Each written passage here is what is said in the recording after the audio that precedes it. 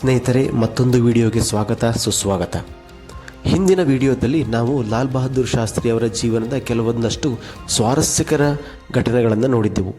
ಈ ವಿಡಿಯೋದಲ್ಲೂ ಸಹ ನಾವು ಇನ್ನಷ್ಟು ಸ್ವಾರಸ್ಯಕರ ವಿಚಾರಗಳನ್ನು ತಿಳಿದುಕೊಳ್ಳೋಣ. ನೀವು ನಮ್ಮ ಚಾನಲ್ ಸಬ್ಸ್ಕ್ರೈಬ್ ಮಾಡದೇ ಇದ್ದಲ್ಲಿ ಈ ಕೂಡಲೇ ಸಬ್ಸ್ಕ್ರೈಬ್ ಮಾಡಿ ಹಾಗೂ ಬೆಲ್ ಐಕಾನನ್ನು ಒತ್ತಿ.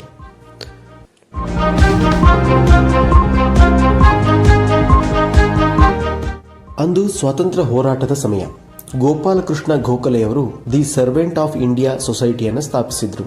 ಅಂದು ಸ್ವತಂತ್ರ ಚಳುವಳಿಯಲ್ಲಿ ಸಕ್ರಿಯವಾಗಿ ಪಾಲ್ಗೊಳ್ಳುವ ಜೊತೆಗೆ ಚಳುವಳಿಯಲ್ಲಿ ಭಾಗವಹಿಸುತ್ತಿದ್ದ ಹೋರಾಟಗಾರರಿಗೆ ಆರ್ಥಿಕ ನೆರವು ನೀಡುವ ಉದ್ದೇಶವನ್ನು ಕೂಡ ಹೊಂದಿತ್ತು. ಶಾಸ್ತ್ರಿಯವರ ಕುಟುಂಬವು ಆ ನೆರವನ್ನು ಪಡೆದುಕೊಳ್ತಾ ಇತ್ತು. ಮನೆ ನಡೆಸಲು ಅವರ ಕುಟುಂಬಕ್ಕೆ ತಿಂಗಳಿಗೆ 50 ರೂಪಾಯಿ ನೀಡಲಾಗ್ತಿತ್ತು. ಆಗ ಶಾಸ್ತ್ರಿಯವರು ಜೈಲಿನಿಂದ ಅವರ ಪತ್ನಿಗೆ ಪತ್ರವೊಂದನ್ನು ಬರೆದಿದ್ದರು. ಅದರಲ್ಲಿ ಸೊಸೈಟಿಯಿಂದ ಪ್ರತಿ ತಿಂಗಳು ಹಣ ಸರಿಯಾಗಿ ಬರುತ್ತಿದೆಯೇ, ಆ ಹಣ ಸಂಸಾರವನ್ನು ಸರಿದೂಗಿಸಲು ಸಾಕಾಗುತ್ತಿದೆಯೇ ಎಂಬ ಪ್ರಶ್ನೆಯನ್ನು ಕೇಳಿದ್ದರು. ಅದಕ್ಕೆ ಲಲಿತಾ ಶಾಸ್ತ್ರಿಯವರು ಮರುಪತ್ರವನ್ನು ಬರೆದು, ಸೊಸೈಟಿಯಿಂದ ಕಳಿಸುತ್ತಿರುವ ಹಣ ಪ್ರತಿ ತಿಂಗಳು ತಪ್ಪದೇ ಬರುತ್ತಿದೆ.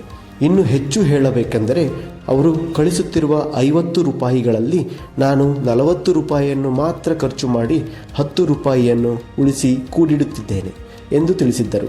ಕೂಡಲೇ ಶಾಸ್ತ್ರಿಯವರು ಸೊಸೈಟಿಗೆ ಪತ್ರ ಬರೆದು ತಮ್ಮ ಕುಟುಂಬದ ನಿರ್ವಹಣೆಗೆ 40 ರೂಪಾಯಿ ಸಾಕೆಂದು ಉಳಿದ 10 ರೂಪಾಯಿಯನ್ನು ಕಷ್ಟದಲ್ಲಿರುವ ಇತರೆ ಸ್ವಾತಂತ್ರ್ಯ ಹೋರಾಟಗಾರರಿಗೆ ನೀಡಬೇಕೆಂದು ಮನವಿ ಮಾಡಿದ್ದರು.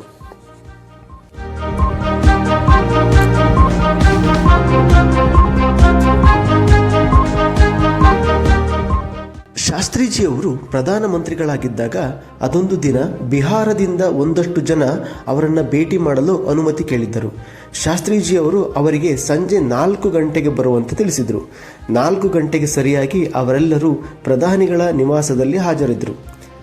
ಶಾಸ್ತ್ರೀಜಿಯವರು ಸಂಸತ್ ಭವನದಲ್ಲಿ ನಡೆಯುತ್ತಿದ್ದ ಸಭೆಯೊಂದರಲ್ಲಿ ಭಾಗಿಯಾಗಿದ್ದರು. ಸಭೆ ಮುಗಿಯುವುದು ಸ್ವಲ್ಪ ತಡವಾಯಿತು. ಸಭೆ ಮುಗಿದ ಕೂಡಲೇ ಮನೆಗೆ ಬಂದರು. ಆದರೆ ಅದಾಗಲೇ ಬಿಹಾರದಿಂದ ಬಂದಿದ್ದ ಜನ ಪ್ರಧಾನಿಗಳಿಗೆ ಕಾದು ಅಲ್ಲಿಂದ ಹೊರಟು ಬಿಟ್ಟಿದ್ದರು. ಮನೆಗೆ ಬಂದ ಕೂಡಲೇ ತಮ್ಮನ್ನು ಭೇಟಿ ಮಾಡಲು ಬಂದಿದ್ದ ಜನಗಳ ಬಗ್ಗೆ ಶಾಸ್ತ್ರಿಯವರು ಅವರ ಕಾರ್ಯದರ್ಶಿಯನ್ನು ಕೇಳಿದರು.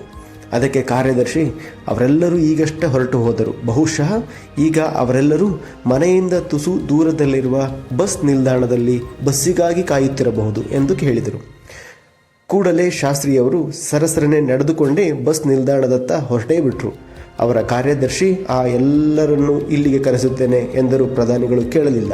ಖುದ್ದಾಗಿ ಬಸ್ ನಿಲ್ದಾಣದಲ್ಲಿ ಅವರೆಲ್ಲರನ್ನೂ ಭೇಟಿ ಮಾಡಿ ಮನೆಗೆ ಕರೆದುಕೊಂಡು ಬಂದು ಮಾತನಾಡಿಸಿದರು.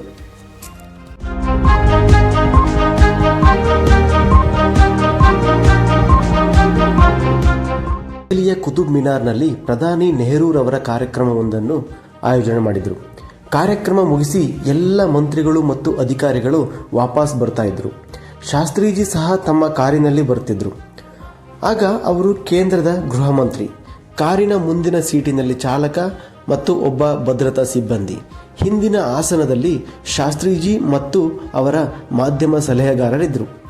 ಅವರ car all India institute of science ಬಳಿ ಬಂತು. ಅಲ್ಲೊಂದು ರೈಲ್ವೆ ಕ್ರಾಸಿಂಗ್ ಇದೆ. ಇವರು ಬರುವುದಕ್ಕೆ ಸರಿಯಾಗಿ ರೈಲ್ವೆ ಕ್ರಾಸಿಂಗ್ನ ಬಾಗಿಲು ಮುಚ್ಚಿಬಿಟ್ಟಿತ್ತು. ಶಾಸ್ತ್ರೀಜಿಯವರು ಕಿಟಕಿಯಿಂದ ಹಾಗೆಯೇ ಹೊರಗೆ ನೋಡಿದರು.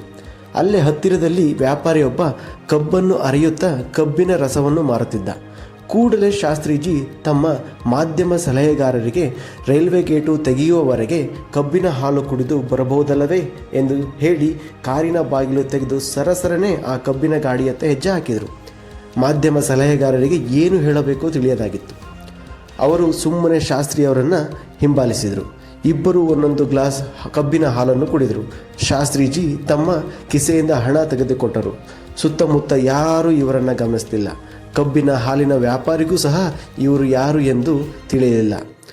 ಸ್ನೇಹಿತರೆ, ಇದು ಶಾಸ್ತ್ರಿಯವರ ಜೀವನದಲ್ಲಿ ನಡೆದ ಕೆಲವೊಂದಷ್ಟು ಸ್ವಾರಸ್ಯಕರ ಘಟನೆಗಳು.